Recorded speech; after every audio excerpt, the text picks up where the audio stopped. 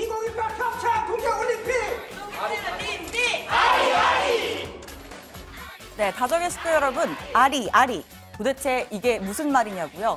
50일 앞으로 다가온 평창올림픽의 공식 인사법, 아리입니다. 길이 없을 땐 길을 낸다는 뜻의 순우리말인데요. 문재인 대통령도 평창올림픽을 기점으로 북한과의 대화에 길을 내는 데 주력하고 있습니다. 우리 정부는 이번 올림픽이 한반도 정세를 전환할 수 있는 모멘텀이 될 것이라고 기대하고 있죠. 한미 군사훈련 연기를 골자로 한 이른바 평창 구상이 베일을 벗었는데요. 하지만 이 구상이 현실화되려면 북한의 추가 도발 자제와 올림픽 참가, 미국 등 주변국의 호응이라는 난관을 통과해야 합니다. 가장 큰 열쇠는 미국이 쥐고 있습니다. 한미연합사가 동맹의 결정을 따를 것이라면서 호응을 해오긴 했지만 아직 백악관의 답을 듣지 못했습니다. 또 반응이 나온다고 해도 최근 미국의 대북 정책은 거의 하루 단위로 온도차를 보이고 있죠. 미국 전문가 복부장은 어제 이렇게 분석했습니다. 훈련 중단이 아니고 연기이기 때문에 이를 받아들일 명분도 충분하다고 봅니다. 다만 변수가 좀 있다고 보면은 트럼프 대통령이 상당히 돌발적이고 즉흥적인 결정을 많이 하기 때문에 입장이 급변할 가능성도 배제할 수는 없다.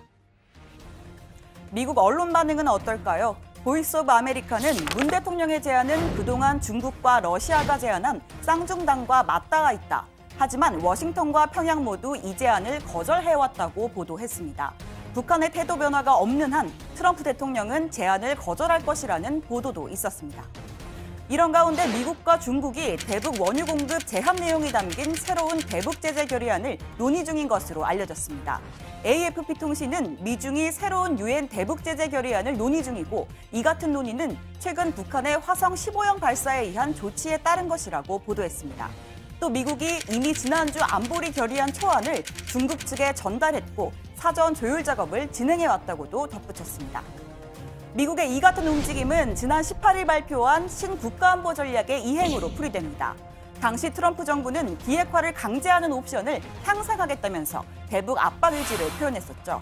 다만 원유 공급 차단에 부정적 입장을 보였던 중국이 이에 호응할지가 미지수입니다. 그렇다면 북한의 반응은 어떨까요? 앞서 문 대통령은 자신의 평창 구상은 오로지 북한의 손에 달렸다고 이야기했습니다. 만약 북한이 평창올림픽 기간까지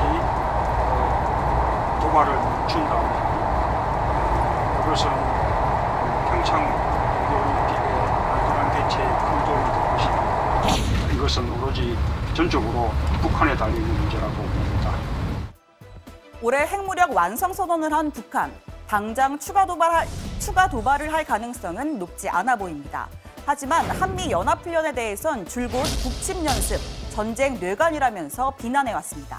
다만 한미훈련을 연기 또는 축소시킨 것에 대해 내부적으로 상당한 성과라고 인식할 수가 있고 이에 따라 내년 신년사를 기점으로 대화 테이블에 앉을 가능성이 있습니다.